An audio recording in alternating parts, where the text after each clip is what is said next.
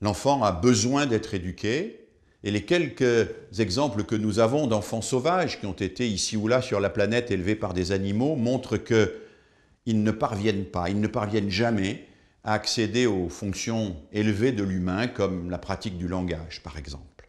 Alors pourquoi l'être humain est-il le seul être vivant sur Terre qui a besoin d'être éduqué pour être lui-même?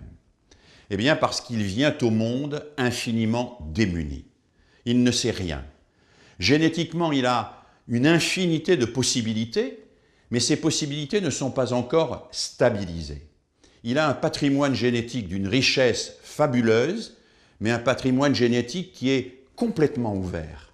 Regardez, prenons l'exemple de l'abeille.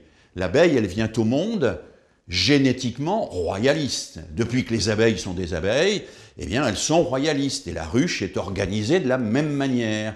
La petite abeille n'a pas à choisir son régime politique, il n'y a pas de vote chez les abeilles.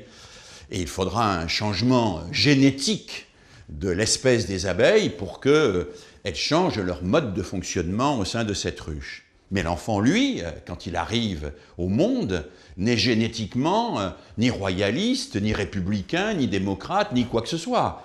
Il est un être qui peut réfléchir, qu'on va aider à réfléchir et qui pourra, une fois devenu adulte, choisir son système politique, choisir aussi sa vie, faire des choix personnels et professionnels.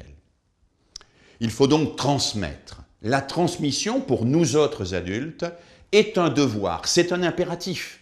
Si nous ne transmettons pas un langage, des savoirs, des habitudes, des connaissances, eh bien, l'enfant ne pourra pas se développer.